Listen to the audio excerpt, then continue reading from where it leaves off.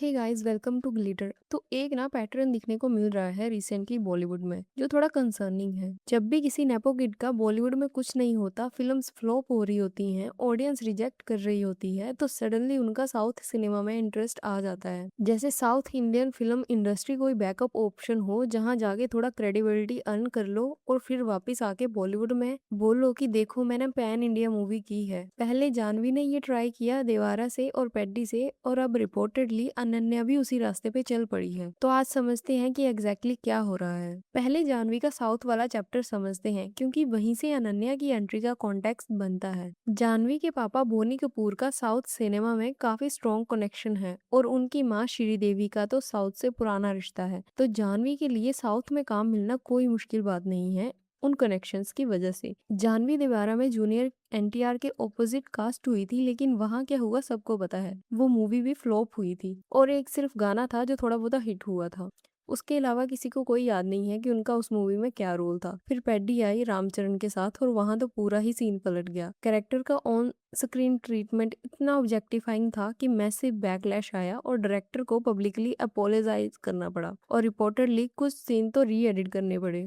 और उसके बाद से रिपोर्ट्स आ रही हैं कि साउथ के बड़े डायरेक्टर्स और स्टार्स अब जानवी के साथ काम करने से पहले 2 बार सोचेंगे, क्योंकि पैड्डी का कंट्रोवर्सी उनके साथ अटैच हो गया है। और एग्जैक्टली इसी वैक्यूम को रिपोर्टरली अनन्या पांडे फिल करने की कोशिश कर रही हैं। रिपोर्ट्स क्लेम कर रही हैं कि अनन्या का कैंप एक्टिवली साउथ में एक सीनियर सुपरस्टार के ऑपोजिट किसी मेजर रोल के लिए लॉबी कर रहा है। और स्ट्रेटजी ये है कि जानवी के अराउंड जो नेगेटिविटी बिल्ड हुई है पैड्डी के बाद, उससे अनन्या के लिए एक एडवांटेज की तरह यूज किया जाए। मतलब खुद को as a safer alternative pitch किया जाए कि देखो जानवी के साथ तो कंट्रोवर्सी हो गई, लेकिन अनन्या के साथ ऐसा कुछ नहीं होगा। अब ये स्ट्रेटजी सुनने में स्मार्ट लगती है, लेकिन एक्चुअल में ये काफी प्रॉब्लमेटिक है, क्योंकि आप दूसरे के फेलियर पर अपना करियर बिल्ड करने की कोशिश कर रहे हो, instead of proving yourself through your own work. और यहाँ पे अनन्या का पूरा करियर ट्रैक समझना जरूरी है। स्टूडेंट ऑफ द ईयर 2 से उनका डेब्यूट हुआ था, और तब से लेकर आज तक अगर ऑनेस्टली देखो तो अनन्या का सबसे मेमोरेबल मोमेंट उनकी एक्टिंग नहीं,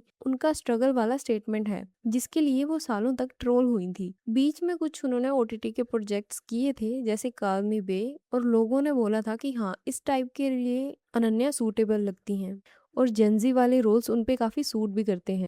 यहाँ पे मेरा मतलब है light hearted Gen Z relatable character में वो काफी फिट बैठती हैं। लेकिन प्रॉब्लम तब आती है जब वो उस कंफर्ट जोन से बाहर आ जाती हैं।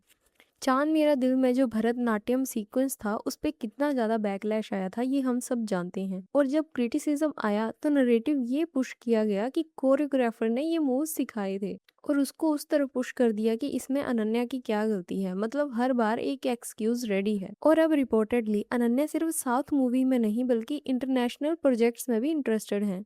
स्ट्रेटजी ये है कि ओटीटी पे जो थोड़ी सी गुडविल बनी हुई है कॉल मी बे से, उससे लेवरेज करके पैन इंडिया और इंटरनेशनल विजिबिलिटी बिल्ड करो। लेकिन सवाल ये है कि जब बॉलीवुड में ही ऑडियंस कंसिस्टेंटली रिजेक्ट कर रही है, तो साउथ या इंटरनेशनल में जाके क्या होगा। और साउथ में तो और भी स्ट्रगल करना पड़ेगा, क्योंकि साउथ की ऑडियंस तो और भी ज्यादा डिमांडिंग है एक्टिंग के मामले में।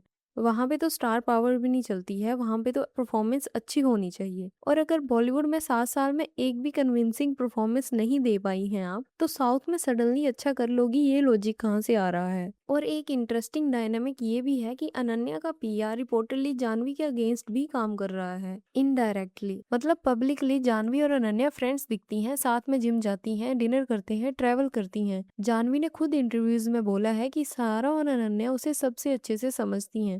And we've seen each other for so long. I've seen Ananya. She's been Shanaya's best friend forever. So I've always seen her around. Um, Sara I've known for 6-7 years now. लेकिन पीछे से रिपोर्टरली अनन्या का camp Janvi के failures को highlight करवा रहा है, ताकि खुद को बेटर ऑप्शन की तरह पोजीशन कर सके। ये वही बॉलीवुड है जहाँ पे पब्लिकली सब बेस्ट फ्रेंड्स हैं और प्राइम वॉर्स चल रही है। और रिपोर्टरली ये न्यूज भी आई थी कि जानवी ने खुद अपनी सिस्टर खुशी कपूर का रोल स्टील किया था, क्योंकि पेड्डी मूवी के मेकर्स की फर्स्ट चॉइस थी खुशी कपूर। बट समहाउ जानवी को ये प्रोजेक्ट करना था, तो उन्होंने ये मूवी साइन कर ली। बट स्टिल उनके दोनों साउथ प्रोजेक्ट फ्लॉप हुए हैं, क्योंकि अच्छी स्टोरी ही नहीं थी मूवी में। और ऑनेस्टली ये सिर्फ अनन्या वर्सेस जानवी का इशू नहीं है, या फिर जानवी वर्सेस खुशी का इशू नहीं है। ये एक बिगर पैटर्न है जो पूरी नेपो जनरेशन में दिखाई दे रहा है। बॉलीवुड में प्रोजेक्ट्स मिलते हैं क्योंकि कनेक्शंस हैं, ऑडियंस रिजेक्ट करती है क्योंकि टैलेंट नहीं दिखता, फिर साउथ मूवी में जाके ट्राई करते हैं क्योंकि वहाँ फ्रेश फेस के तौर पे एक्सेप्ट हो जाएंगे शायद, और जब वहाँ भी नहीं होता तो ओटीटी पे चले जाते हैं।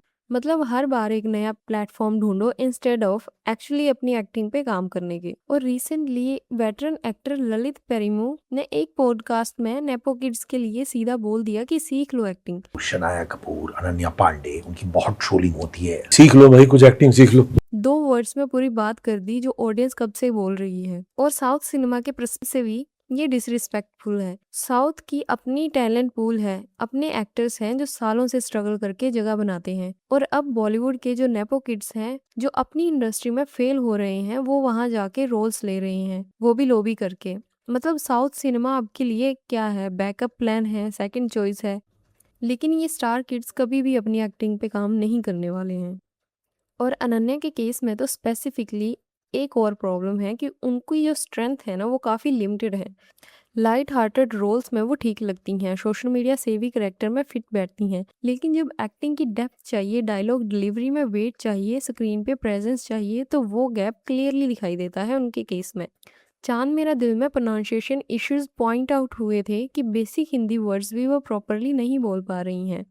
अब अगर हिंदी में ये हाल है तो साउथ में जाके लैंग्वेज और कल्चर बिल्कुल अलग है, वहां जाके कैसे परफॉर्म करेंगे। डबिंग से काम चल जाएगा लेकिन परफॉर्मेंस तो स्क्रीन पे दिखनी चाहिए ना। अब मुझे ऐसे लगता है कि नेपो किड्स को अगर साउथ में काम करना है तो उनको छोटे या साइड रोल से स्टार्ट करना चाहिए ताकि वो ऑब्जर्व करें और टैलेंटेड एक्टर्स से सीखने को उनको कुछ मिले। और मेरा पर्सनली ये मानना है कि ये सब तब तक होता रहेगा जब तक इंडस्ट्री में कास्टिंग टैलेंट बेस्ड नहीं होगी और कनेक्शंस बेस्ड होगी।